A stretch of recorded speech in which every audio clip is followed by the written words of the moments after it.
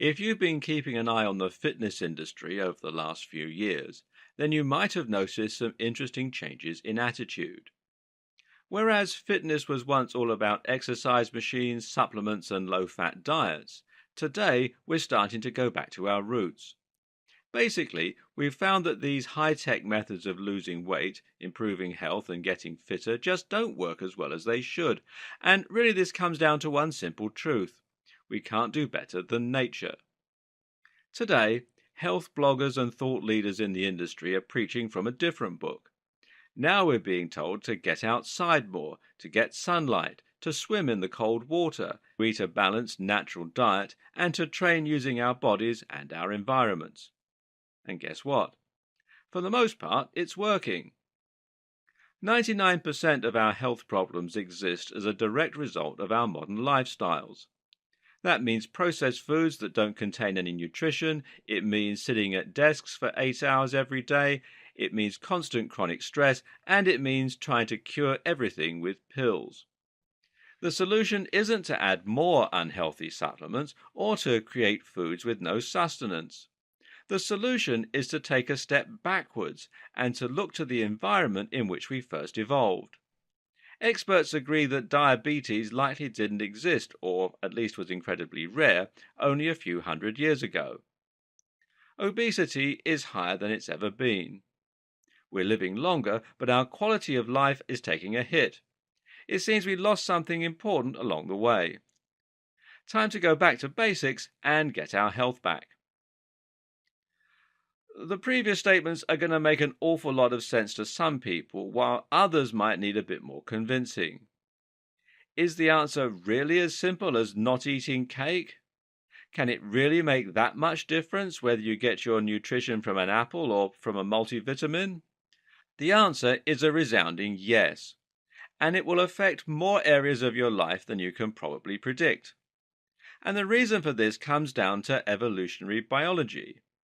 You probably have some basic idea of evolution, but to bring you fully up to speed, let's take a closer look at how it impacts with health. Evolution comes down to natural selection. That is to say that the animals that survive are able to procreate and those that don't aren't. Thus, the DNA of the surviving animals gets passed on and is iterated upon, whereas the failed changes and mutations fall out of the running. Over time, small mutations, individuals, and epigenetics, more on this later, lead to species-wide changes. All of the traits that we possess as a species, therefore, exist because they were found to be the optimal traits that would help us to survive and thrive in our environments. That applies to our appearance, to our physical capabilities, even our psychology. Evolutionary psychology is an entire school of psychology that seeks to explain our behavior by looking at how it might have been selected for during our evolution. Altruism, for example, is adaptive because it allows us to ingratiate ourselves with groups and because it allows us to better survive as a group. Anger is adaptive because it helps us to protect our food sources, territory, and social rank. So far, so high school science. We're going to go a lot deeper into the interplay between evolution and biology later on, but for now, this is enough of a foundation to ensure that you're able to follow the rest of what we're going to be looking at. But now we need to think about the implications this has on our health. And we need to start thinking about this the right way. Some people will casually assume that natural foods are good for us because they've somehow been designed for us. This is incorrect. The reality is that our bodies are designed for those foods. We adapted to thrive on foods we had available during our evolution because that's what there was available. We're designed to eat lots of fruits and vegetables, to eat lots of meat, and to thrive on regular activity. This took millions of years. But if you take us out of that environment, then we're forced to make do with things we were never designed for. We've been removed from our natural environment, and as such, we cannot thrive. Think of it like taking a goldfish and putting it in the desert. Hardly optimal, and it's unlikely the goldfish is going to be able to thrive. Or perhaps think of it like trying to drive a hatchback off-road. It simply isn't designed to work under those conditions. It might still work, and it might still be able to drive, but it's not going to be as fast, as powerful, or as healthy. That's the situation you're in right now. And that's why we need to go back to basics, and that's why we need to try and change our environment to be a little closer to the way that we used to live. Before we go any further, though, I want to get something out of the way. This is not about the paleo diet. Yes, we will be exploring the paleo diet, and this is one of the biggest and most popular aspects of primal living. At the same time, though, it's also not the answer to everything. Paleo is only one part of going primal, and you also need to think about many other things, such as the way that you're going to exercise and the exposure that you're getting to light and fresh air. Moreover, the paleo diet may also prove to be something of a modern fad in itself. The danger with the paleo diet is that we may be throwing out the baby with the bathwater. We'll explore this in a little more detail later on in the series, but suffice to say that primal living and going back to your roots doesn't necessarily mean that you have to give up milk and bread. You don't even necessarily have to give up multivitamins and supplements. We'll learn a lot more later on, but things are going to get pretty interesting, and this isn't just a video series promoting a diet that happens to be popular right now. After everything I said in the first video, a lot of you are probably coming into this expecting to learn about the paleo diet. This is what many people will most associate with primal living, and so it makes sense rather to address the elephant in the room first. What is the paleo diet? What's the general idea behind it? Does it work? Which elements should you adopt or ignore? Let's answer all of those things. The main concept behind the paleo diet is that it is a diet designed to closely mimic the diet we would have eaten during our evolution. You've already learned that we were designed to eat foods we would have found in the wild during this period, and so it makes sense on the face of it to replace our diet with that kind of food. However, it's important not to get too carried away with taking things literally. One common criticism of the paleo diet is that it doesn't really refer to the Paleolithic diet.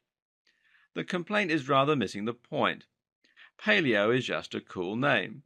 What it's really about is trying to eat more naturally and more healthily.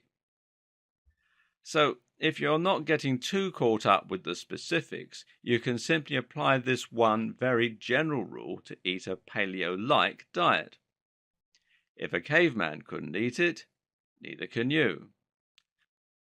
This means you're going to ditch the Doritos and can the soda cans. It also means, if you're being strict, no bread, no milk, and no oatmeal.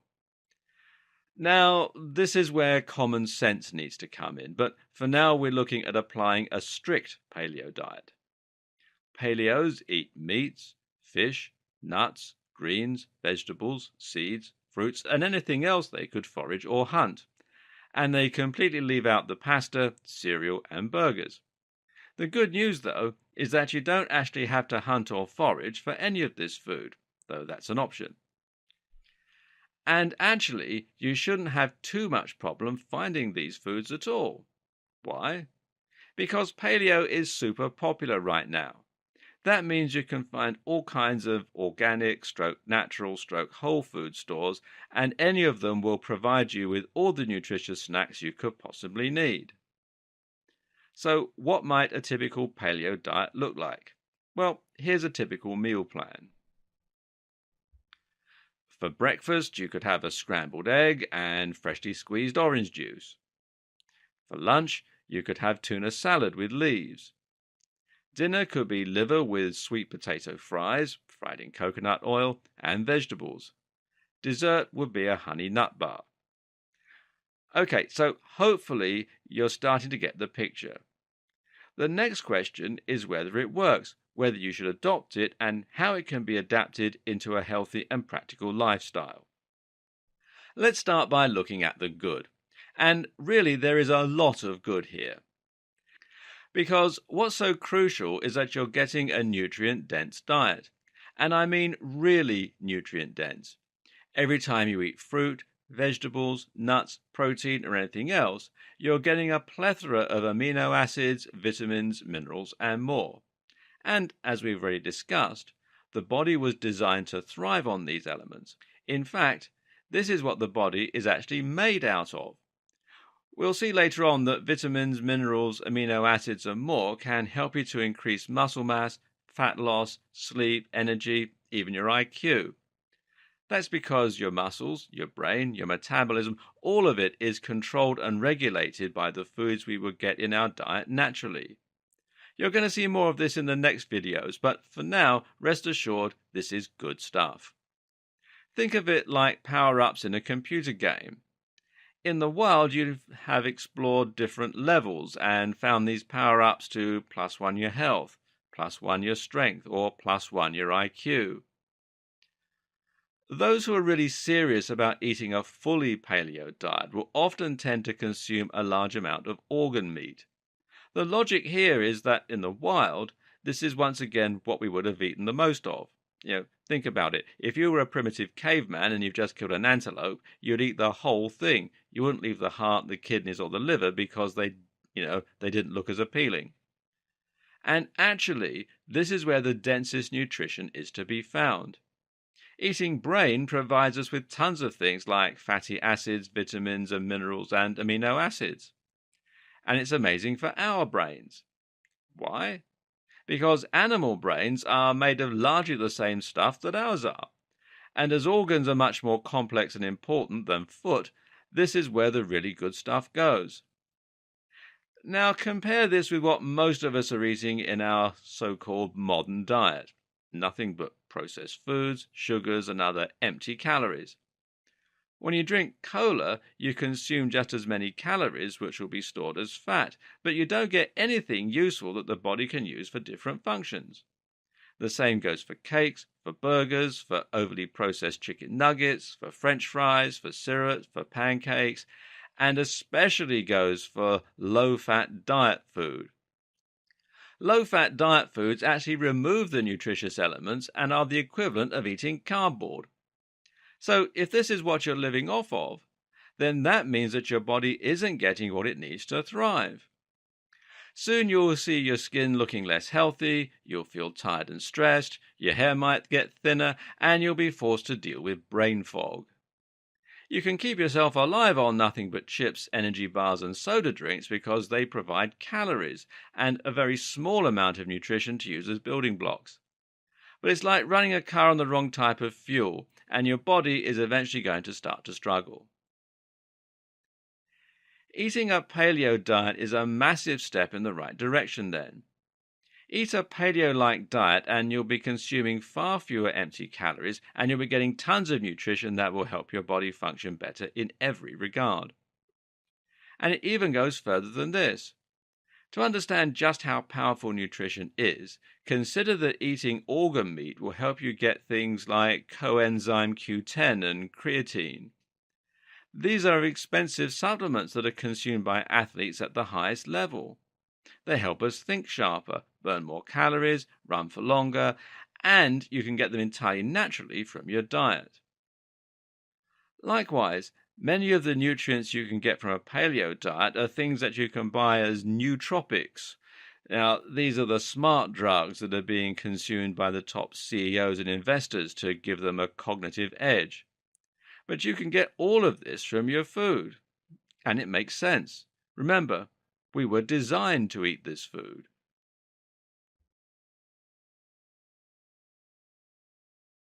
While paleo diets have a lot going for them, they also have a number of issues and problems.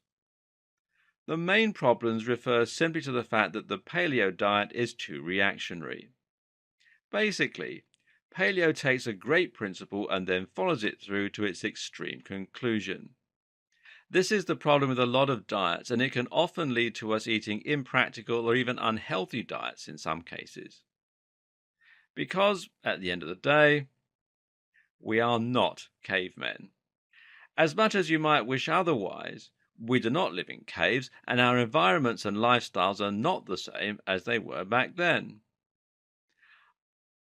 A lot of this video series is going to be focused on helping you get back to that kind of lifestyle. But unless you're incredibly committed, you're not going to be living a 100% caveman lifestyle. And even if you did, the climate has changed and so has the environment. That's the point of evolution. We're constantly changing and constantly adapting. If you don't adapt as well, then you'll die. The dinosaurs learned that one. Not all of our innovations are bad. Some of them are very good, and some of them are just nice. Trying to avoid anything that is man-made just doesn't make any sense. We're going to examine vitamin tablets later and discuss how fruits and vegetables are better for you. It's true, they definitely are. But that doesn't mean that vitamin tablets are bad for you. It doesn't mean that you can never eat vitamins in this form. And when you're in a rush or when you're traveling, eating vitamins in that form is going to be much more practical. Likewise, you'll probably want the occasional chocolate bar. You're not a saint, or unless you are, in which case I apologize. And not eating any bread is very likely unnecessary. The same goes for milk. In fact, milk contains a ton of good nutrition and is a fantastic way to get protein. The whole purpose of milk is to deliver crucial nutrients to young animals. This means that it's very nutrient dense. It's also a great source of saturated fat, the good kind, which can help to increase testosterone levels and brain function, amongst other things. And testosterone is actually made from cholesterol. And there's also a problem with completely disregarding calories. Many paleo proponents say that they like the paleo diet because they don't need to count calories. They say that different calories affect you differently and that avoiding processed foods is enough to lead to a sudden transformation in the body. This is true to some degree, but what's also true is that you can still get fat by eating a nutrient-dense diet. In fact, it's very possible to get fat on healthy foods. And actually, the large amounts of saturated fat in the paleo diet makes it actually quite easy to gain weight. Fat contains 9 calories per gram, whereas carbohydrates and protein contain 4 grams. By eating large amounts of saturated fat, you can potentially start eating a huge calorie surplus unintentionally, which will actually lead to you gaining a lot of weight. Now, let's address each of these concerns in turn. Should you stop eating bread? Going gluten-free is one of the biggest health fads around right now, and it just so happens to go hand in hand with the paleo goal of avoiding wheat and grains. But is it necessary? A lot of people believe that bread can have a negative impact on digestion. Celiacs and gluten-intolerant individuals are people who have an allergy to wheat and who really should avoid gluten. Thus, gluten-free foods appeared on our shelves and companies started promoting them. Now everyone is acting as though they need to avoid gluten. In reality, only 1% of the population suffers from celiac disease.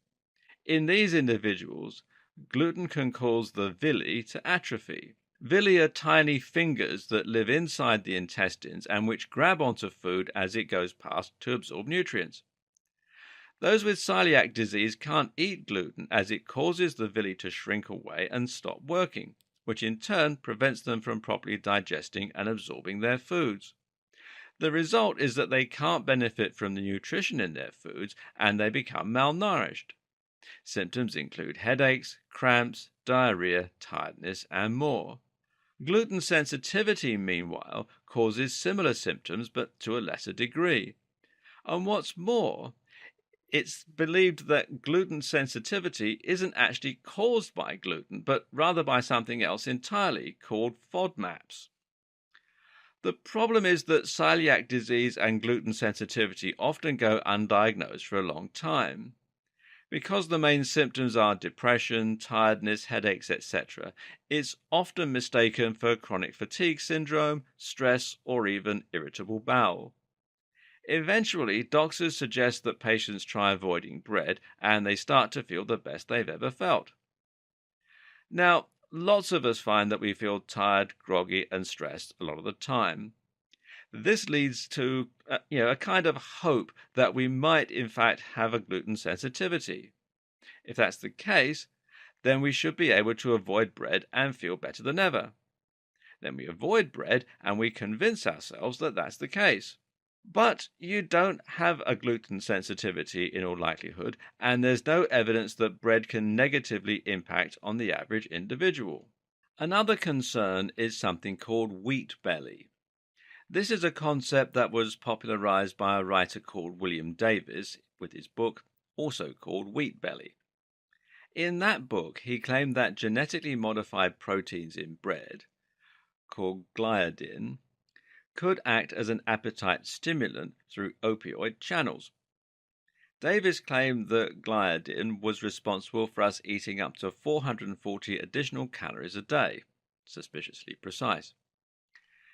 He also said that starch's unique structure gave it an incredibly high GI, glycemic index.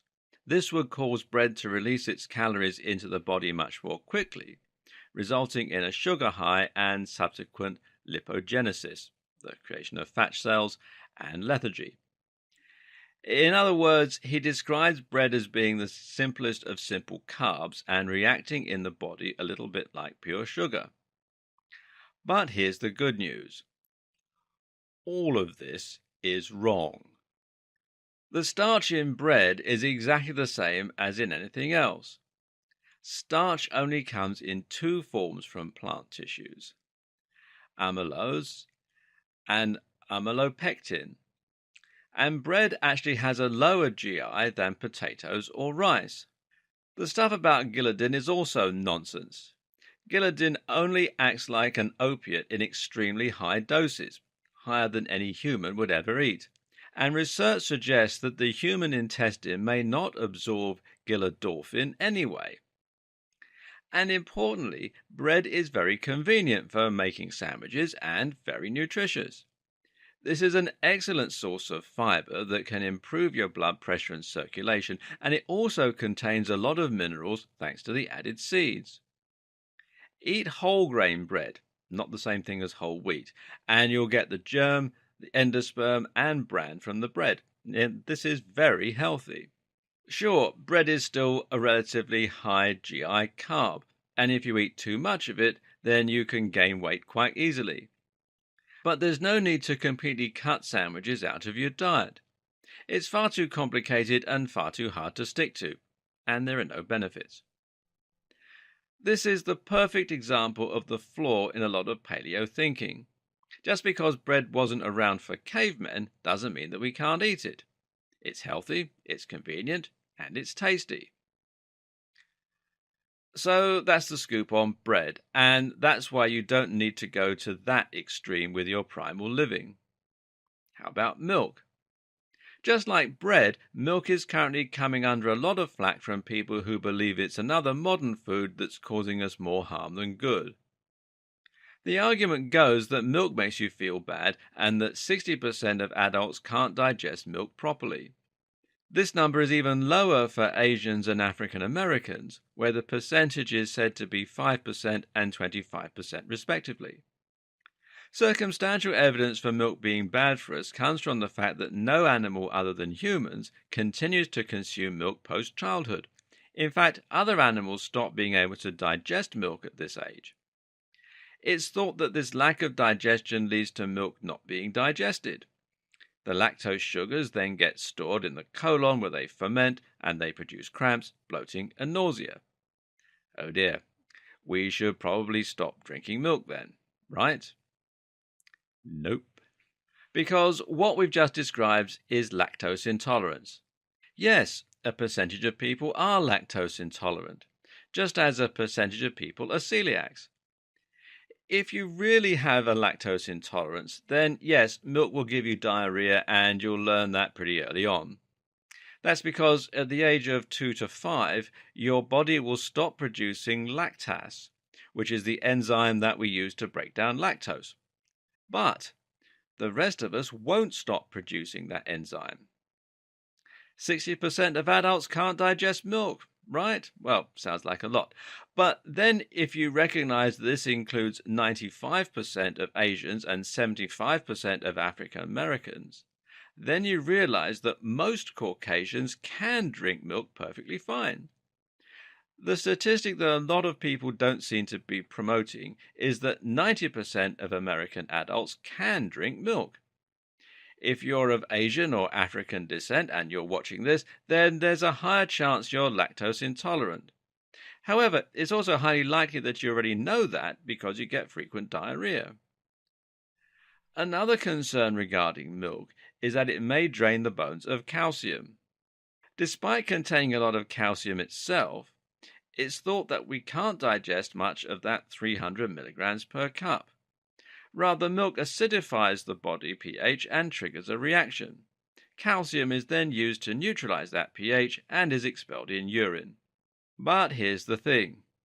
That's probably wrong too. This theory is largely a result of some studies, including one that stated consumption of dairy products, particularly at age 20 years, was associated with an increased risk of hip fracture in old age. And this comes from a case control study of risk factors for hip fractures in the elderly, published by the American Journal of Epidemiology, Volume 139, Number 5, in 1994. But let's be real for a moment here. It would be impossible to avoid confounding variables over such a long study. These results would have been self-reported, and correlation does not establish causality. There were only 209 individuals in the experimental group, and they were recruited from hospitals. What's more is that all animal protein changes the blood pH in the same way that milk does. Therefore, it should have the same effect on calcium. The only difference? Well, milk contains lots of calcium, which counteracts this effect. Also, milk doesn't only provide calcium, it also provides saturated fat, protein, and carbs in equal proportions, and is designed to spur growth. From an evolutionary perspective, why would something we use to grow our bones drain those same bones of calcium? Also, milk is delicious. It's necessary on cereal. Try it with water and see what I mean. And it's also in chocolate, tea, coffee, and cheese. And these are all wonderful things. Even Mark's Daily Apple, one of the most influential blogs regarding the paleo diet and primal living, suggests that milk is healthy and good for us overall. Look, if you want to be 100% completely strict regarding your paleo diet, then you can be. Avoiding milk and bread won't hurt your body, and the former will actually help you to eat fewer simple carbs. But forget the idea that these things are bad for you, because there's just no evidence to support that. And I can't say that I envy you, because avoiding these foods is going to be a ton of hard work with very little reward. Or, to put it another way, most of the world's top athletes and thinkers consumed both bread and milk. Somehow, neither Linford Christie nor Albert Einstein experienced the brain fog or low energy that naysayers are so sure they should have. Just apply a little common sense. Now, here's a fun fact. The reason that Americans, Europeans, and East Africans can drink milk is related to changes in the DNA that can be traced back several thousand years. Some suggest that the ability comes from farming in ancient Egypt, and it has even been described as one of the most modern examples of evolution in action. If you're not lactose intolerant, then you have evolved to drink milk. So drink it.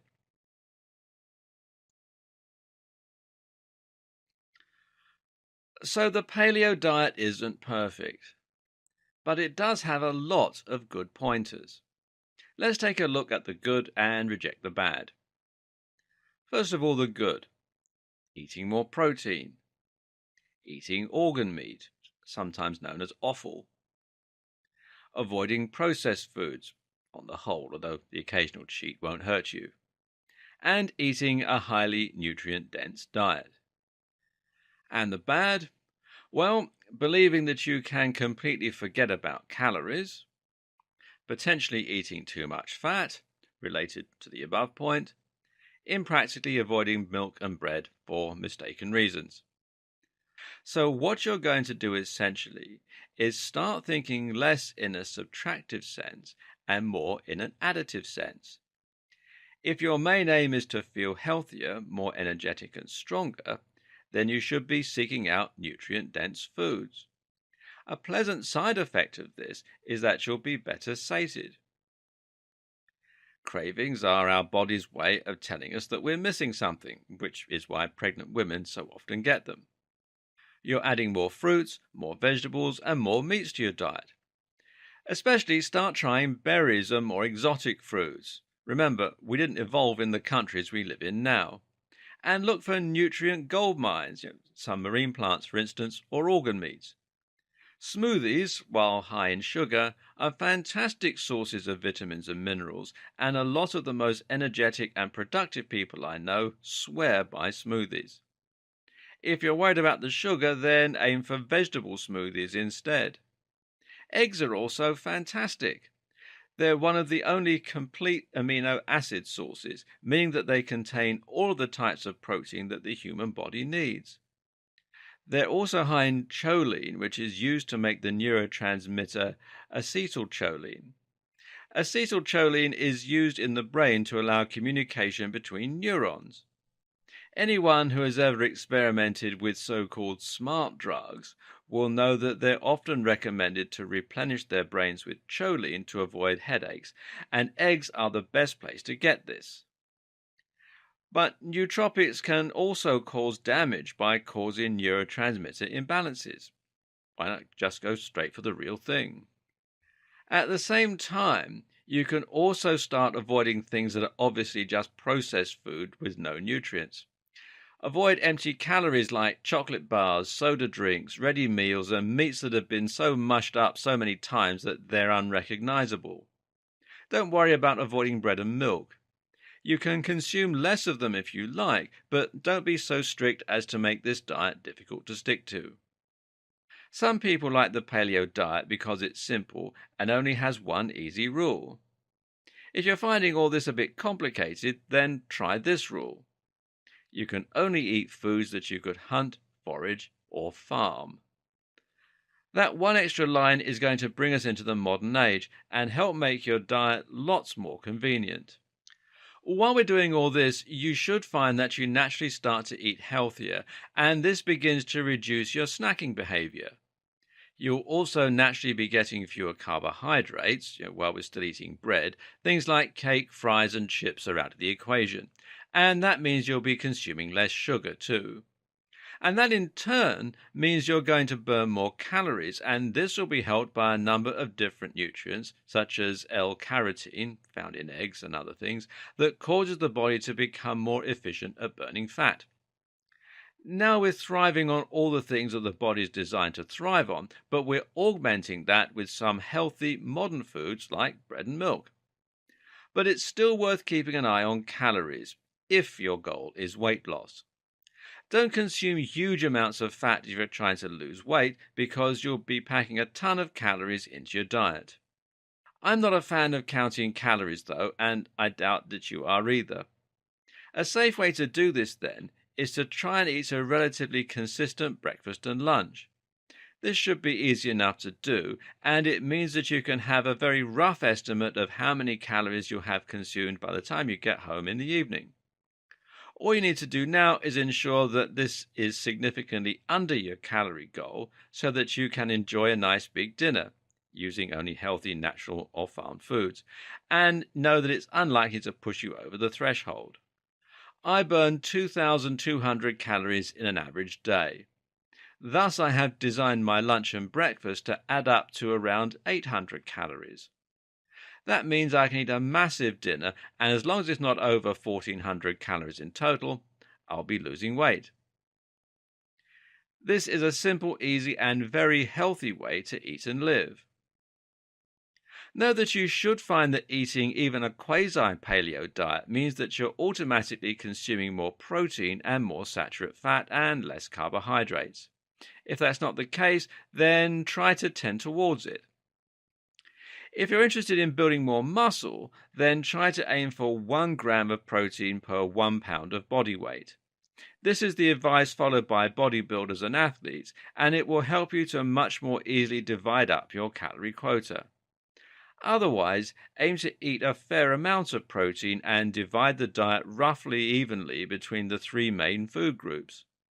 Everything we eat for a reason. Right now, the problem is that most Americans eat far more carbohydrates than anything else.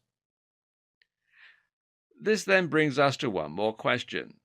How about supplements? And the simple answer to this is go for it. Now, of course, not all supplements are made equally, and some aren't going to do much good at all.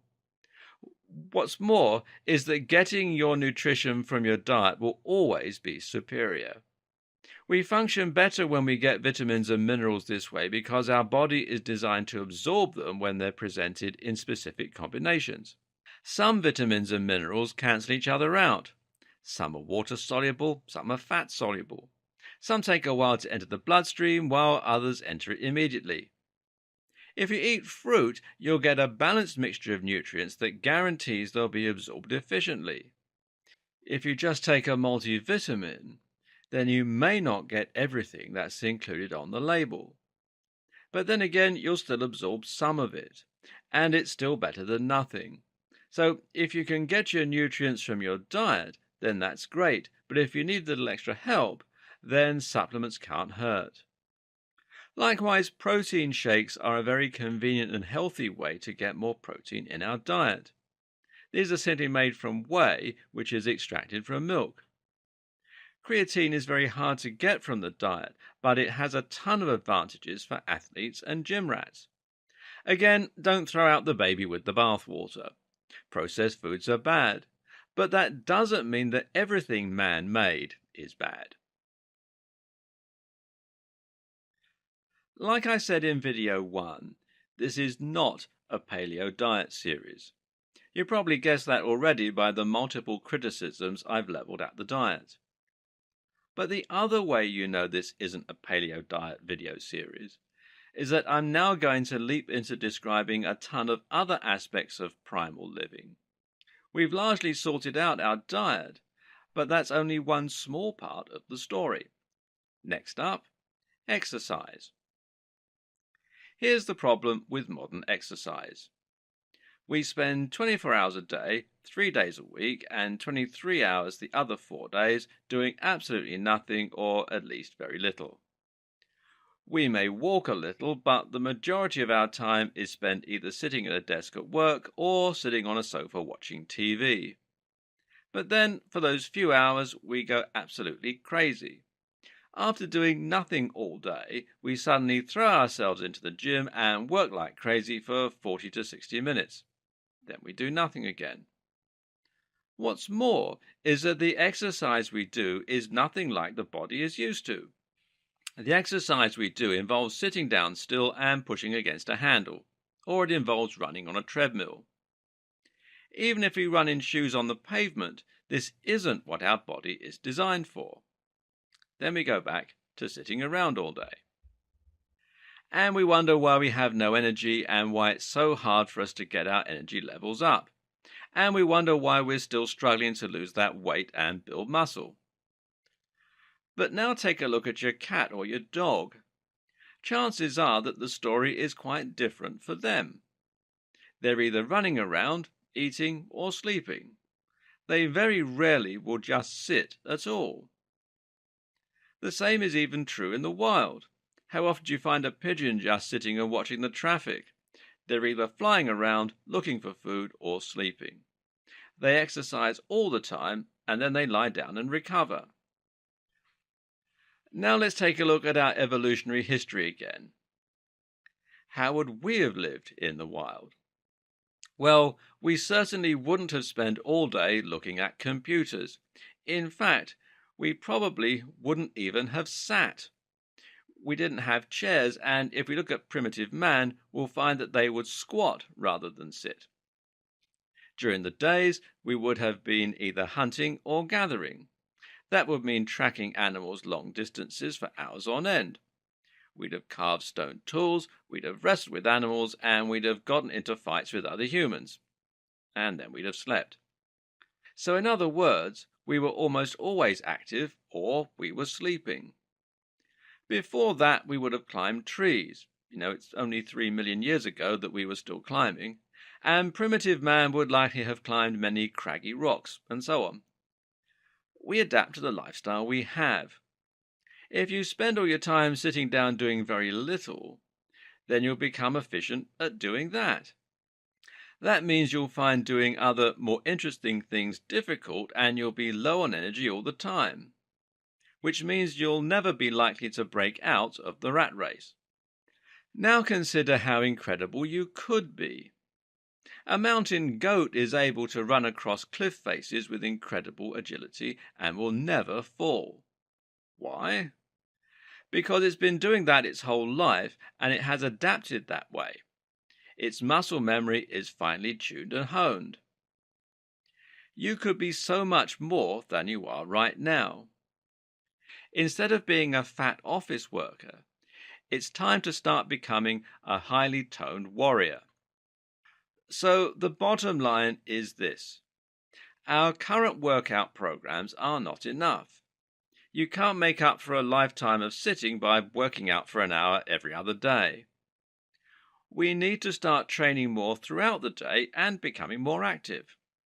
Of course, that's not easy when your boss demands that you don't do press-ups on your desk, so what can you do instead? One way to do this is with something called incidental training or nano workouts. Incidental training means that you turn everyday activities into a training opportunity, and you make those simple things a little harder and more challenging. For instance, if you're waiting at the bus stop, why not do some calf raises on the curb? Why not do 5 pull-ups every time you walk through a doorway that has a pull bar installed? And the old classic, why not take the stairs instead of the lift or elevator? You can also multitask in order to start introducing more activity into your life. For example, when you get a call from a friend and you know it's going to be a 20-minute chat at least, why not leave the house and go for a walk? Presupposing, of course, that your friend is calling you on your mobile. And if you're watching TV, why not do some sit-ups or some spinning at the same time? Another tip is to take up some more active hobbies. Playing sports is a fantastic way to exercise that doesn't feel like work. Likewise, you could take up dance. These are rewarding social activities that will see you burn several hundred additional calories once or twice a week. This makes such a difference to your fitness, energy levels, mood, and weight loss that you won't believe the changes. A lot of people come to me for training and diet advice, and often they seem very distressed at the fact that they're following all the advice, eating healthily and exercising often, but they can't lose any weight. My cousin was one such person. She couldn't lose the weight despite going to the gym 3 times a week and avoiding all junk food. Meanwhile, you have my wife, who never works out, who eats a lot of dessert, and who is consistently a UK size 8. What's the difference? I gave them both a fitness tracker, and we quickly saw the difference. My cousin will get the tube, that's what we call the subway here in London, outside of her house. She would ride no distance down the road and then work all day. Then she'd go to the gym or maybe come home. My wife, on the other hand, has a 10-minute walk this end and a 20-minute walk the other. She also power walks because she's very conscientious. She stands all the way on the tube, which is 40 minutes either way, and she walks 10 minutes there and back to get her lunch. My wife was averaging over 10,000 steps a day, whereas my cousin was managing 2,000. Meanwhile, my wife would often go for walks in the evening, and we were attending a dance class at the same time. And at the weekends we almost always travel somewhere to visit friends, which tend to be very active too. In short, my wife's lifestyle was just far more consistently active. She didn't choose to work out or diet, but simply by living. Now, imagine if you could start to consciously introduce much more activity throughout your day. Instead of thinking in terms of exercising or not exercising, you're now walking, doing calf raises, doing pull ups, dancing, curling the shopping bags. Throughout the day, you're burning extra calories at every opportunity, and your body will respond. Then you have your nano workouts. Now, these are short bursts of exercise that you do anywhere and that will normally only require your body weight. It might mean that you do 50 press ups or 50 sit ups and 50 pull ups. This is such a fast workout that it won't make you sweaty, and it'll be easy to convince yourself to find the time and motivation. Does it replace an in depth workout? No. But it keeps you burning more calories throughout the day. It strengthens your heart and it even boosts your mood and energy levels. In short, this is the perfect way to augment your current training program. Plus, this is an excellent minimum baseline. In other words, even if you don't manage to do any other exercise that day, you'll know you've done at least this amount of training, and that in turn means that you'll be better off than someone who did nothing. This trains your body to be consistently ready, to be far more energy efficient, and to burn fat throughout the day. And it prevents that lethargy and staleness from setting in. Take this excerpt from Men's Health magazine that examines the study on micro workouts. If you're stuck working an 80-hour work week, Jack says that taking a few minutes every hour or so will keep your mind fresh and your body engaged. It'll keep you mentally and emotionally sound until you can bring your activity levels up again, he says. In fact, you can do more than minimize the damage of sitting all day, says researcher Eric Fries, PhD, who recently studied the benefits of sprint workouts for his dissertation at the University of Georgia. Quote, "It's possible for an athlete to maintain or even increase fitness using short bursts of energy," end quote, he says. Fries ran subjects through 4 30-second bursts of all-out cycling sprints 3 days a week over a 6-week period, starting at 4 sets and gradually increasing to 8 sets. "We saw improvements across the board," Fries said. Lowered triglyceride levels, increased mental energy, and improved overall mood as well.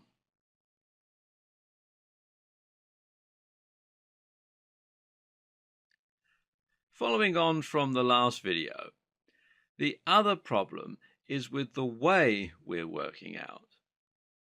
This is not only in terms of our overall health, but also in terms of our results. If you're training with resistance machines, like the chest press, then you're training in a manner that means you're sitting down and only using one muscle group. Compared to lifting a rock or climbing a tree, this is a far less efficient way to move and a far less efficient way to exercise. These are compound movements because they use the entire body. This means that the muscles have to work in unison and we develop functional strength that we can actually apply in the real world without injuring ourselves. When you use your whole body at once, it stimulates neural pathways in the brain and it helps you to burn much more fat and calories. Think about it. You're powering multiple tiny engines instead of just one. This doesn't only lead to great strength and muscle gains, along with fat loss, it also helps us to move better in our lives and to feel more powerful and energetic. The type of training that emphasizes compound movements to give us real-world strength is known as functional training. The idea is that you don't curl a dumbbell because you wouldn't really use that in real life. Squatting, on the other hand, is something everyone should be able to do and that we can actually use in the real world. The same is true of deadlifting, which basically trains our ability to lift heavy objects off the ground. You can actually break this down into 7 primal movements. These are the movements that we would have needed to use in the wild and that we should all be capable of performing under stress. They are gait, that's walking, running, etc., lunging, squatting, Bending, as though picking something off the floor with your legs straight. Torque, that's twisting. Then there's pushing, vertical push and horizontal push, and pulling, vertical pull and horizontal pull.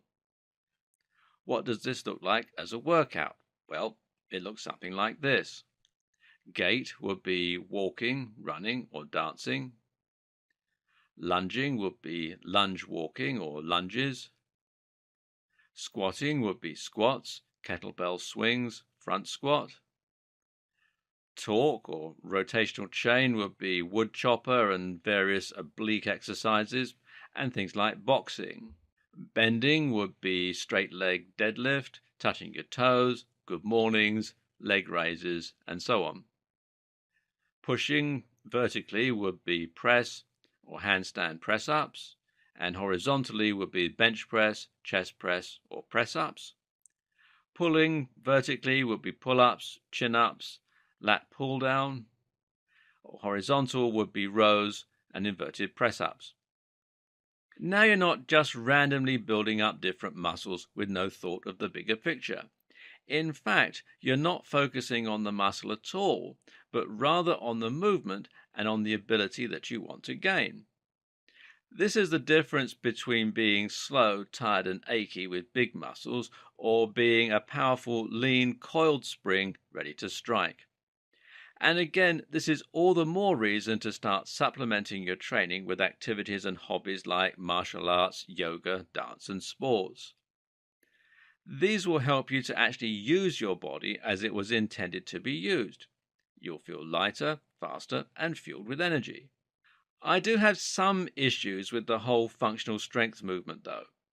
One of these issues is that we likely wouldn't have been lifting all that many barbells in the wild, and when we did lift something off the ground, we probably did so with useless form. Also, gripping onto a boulder is a lot different from gripping onto a barbell. It helps you to develop a lot more strength and power in your forearms and your grip. It also makes you tough, which is something you can't say about a lot of the hipsters who worry about whether or not their legs are the right distance apart before they squat. Old-time strongmen had this right. They would train themselves to be able to do awesome things like the anyhow lift, which is basically a lift that lets you use any technique. They'd hold weights above their head with one hand while squatting, and they'd lift bars that were massively thick in order to train their grip. I'm not recommending that you necessarily do this, though, as you'll find it's a recipe for injury, unless you're willing, of course, to devote a lot of time to your training. Something that you can do, though, is to use body weight training. Things like pull-ups, press-ups, or push-ups. Even rock climbing are excellent because they're functional, compound, and they mimic the way that we would have trained in the wild. When you train using only your body weight, you'll be improving your flexibility, improving your muscle control, your agility, your balance, and more. And at the same time, you'll be able to train easily anywhere. But what if we merge both of these concepts together into something awesome? MovNat is a movement that's popular online right now. It's a portmanteau of the words movement and nature, and it never quite caught on in the way you might expect it to. Search MovNat online and you'll see there's a few videos and a couple of articles, but not really all that much. But the few videos you do watch might just inspire you. These are videos of people running through the woods, doing pull-ups on trees, lifting and throwing logs and climbing up rocks. It's training in nature, and it's combining trail running with lifting weights. And guess what? This combines functional training with the gripping challenges of old-time strongmen and with large elements of body weight training. When you do a pull-up from a tree, you're forcing yourself to grab onto a thick branch that will be uneven, rough to hold, and generally a lot more challenging to do pull-ups from.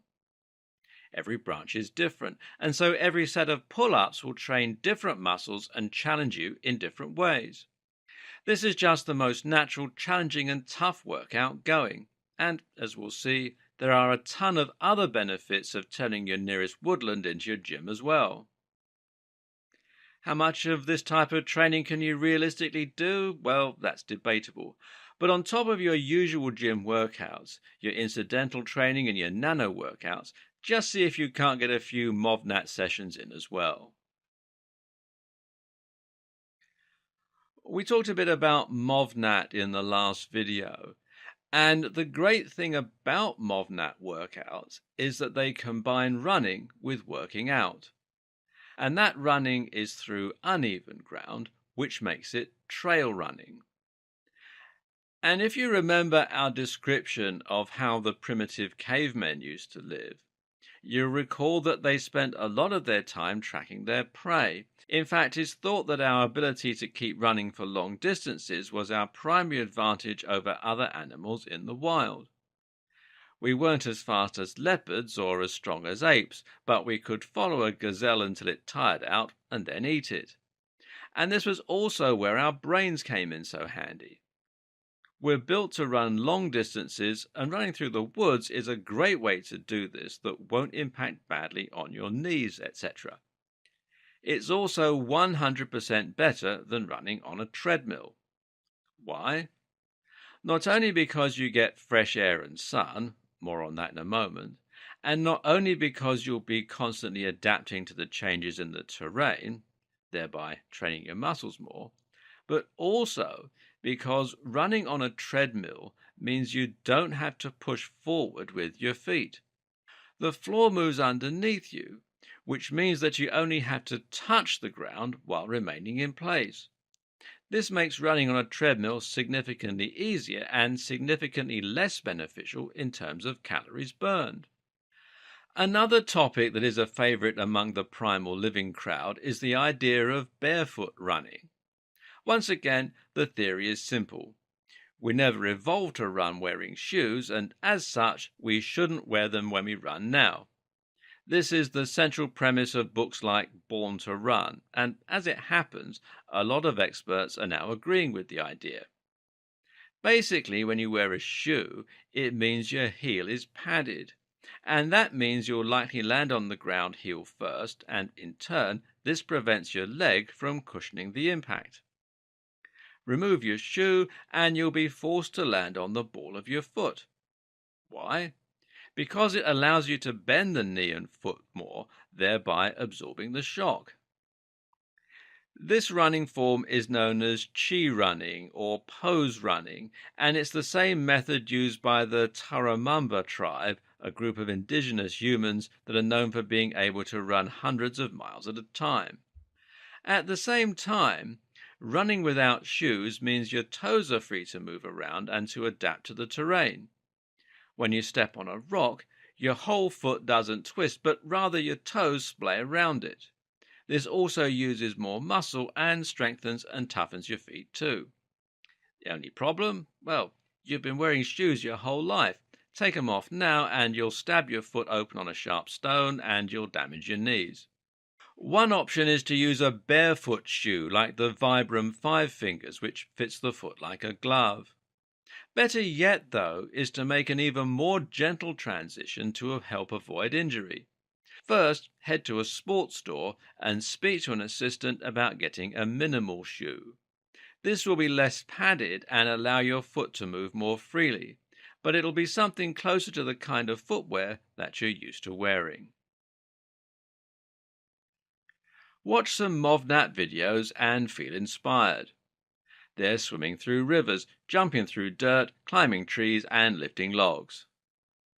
Now go and actually try to do those things and experience the reality.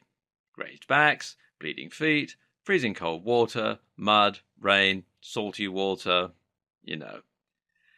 Before you shy away from this kind of training, just recognize that this is kind of the point. What you may not realize is that you have become domesticated. Farming, shelter, and technology have allowed us to become sheltered from all kinds of damage, and that has resulted in our bodies becoming soft. If you climb enough rocks, your hands will actually toughen up and be less prone to injury. If you get dirty and cold, You will train your immune system, and this will help you to get ill less often. Likewise, spending time in the freezing cold can encourage the release of norepinephrine, which will help increase your energy levels and focus. Running in the cold increases your VO2 max. Falling on unstable surfaces teaches you not to fall next time. We live in soft environments and we have become soft. All we're fit for is sitting around. We're domesticated. But if you gradually start to introduce yourself to some of the slightly less comfortable environments and training, then you'll toughen up. And at that point, everyday life will start to feel very easy indeed. At this point in the proceedings, you know how to eat more naturally and you know how to train in a way that will help you reveal your true nature. This is exciting stuff. And once you realize you can chase that horizon, you'll feel freer than you ever have done. That's the additive stuff. But now there are also a few lifestyle changes that you need to make and a few things you need to try and remove from your current routines and regimes. Let's take a look. The first one is chronic stress. Now, stress is not a bad thing. In fact, stress makes us stronger and more alert and is designed to help us escape prey, avoid danger, and fight with more efficiency. The problem is that stress isn't meant to last. In the wild, stress would have been a lion, and after 30 minutes, we'd either have escaped or have been eaten. Today, stress means your boss hates you, and this can continue for years. The result is that our body is in a constantly alert and wired state, and our immune systems and digestion are constantly suppressed. Avoiding stress is difficult, of course, but you need to try and achieve it if you possibly can. Then there's unnatural light. Our bodies use a combination of internal pacemakers and external Zeitgebers in order to regulate our production of sleep hormones. Now, to put that in plain English, we know when to sleep because of both internal and external cues. And one of the most important of those external cues is natural light. When we detect light, which happens even with our eyes closed, our body produces cortisol and nitric oxide, which helps us to wake up. When the world starts getting darker, our bodies produce melatonin, which sends us to sleep. But spend all day in an office and you've just confused your brain. Worse, if you look at a phone or a computer screen in the evening, your brain will mistake that for natural sunlight and you'll produce cortisol when you're trying to sleep. The solutions are to avoid screen time half an hour before bed and to consider investing in a daylight lamp or leaving your curtains open and letting the sun wake you. Those latter 2 points can help to prevent SAD, that's seasonal affective disorder, and this is a modern condition that is characterized by feelings of depression during winter. Supplementing with vitamin D in the morning may also be helpful. Sitting is also a problem. As mentioned, our bodies are not designed to sit for long periods. Sitting shortens our hip extensors, flattens our glutes, and causes us to hunch forward to reach our laptop. The result is a severe lack of flexibility, which can cause all kinds of back, knee, and other complaints. You can counteract this with yoga and other stretching regimes, and you'd be surprised how much energy and ease of movement this can give you. At the same time, though, you should also avoid sitting as much. Try to learn to squat for comfort and consider investing in a standing desk that you can use while you're answering emails or doing other relatively brainless tasks. Which leads me seamlessly to the next thing you should try and remove: incorrect breathing. Another problem with both stress and lots of sitting is that they cause shallow breathing. To breathe properly, sit with your back straight and your chest puffed out. Breathe by letting your stomach protrude first and then filling up your lungs. The idea is to empty your abdominal cavity, thereby letting the diaphragm lower so that you can breathe in more oxygen by expanding your lungs. Babies breathe this way, but many of us lose this correct method of breathing as we get older. Relearn it and you'll enjoy flatter abs, better posture, and much more energy. Finally, you should take cold showers. Remember how I said earlier that the cold can wake us up and help us to produce more energy? Well, you can do the same thing by taking one in the morning. This will wake you up, toughen you up, and help you produce testosterone and norepinephrine.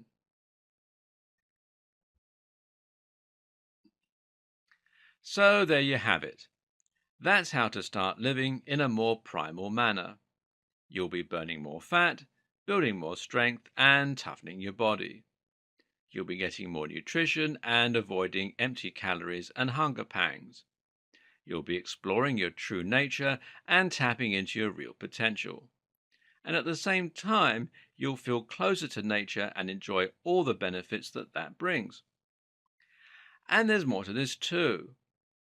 When you start living like this, you can actually strengthen and change your own DNA.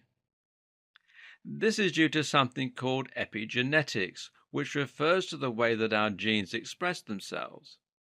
When we eat a more nutritious diet, more of our genes express themselves, and this can actually get passed to our children. That should be an incentive, if ever there was one, in order to start living more healthily and fueling your body the way it was designed to be. And if you're struggling to make all these changes, well, don't worry. The point is that you need to take it slowly and give your body time to adapt.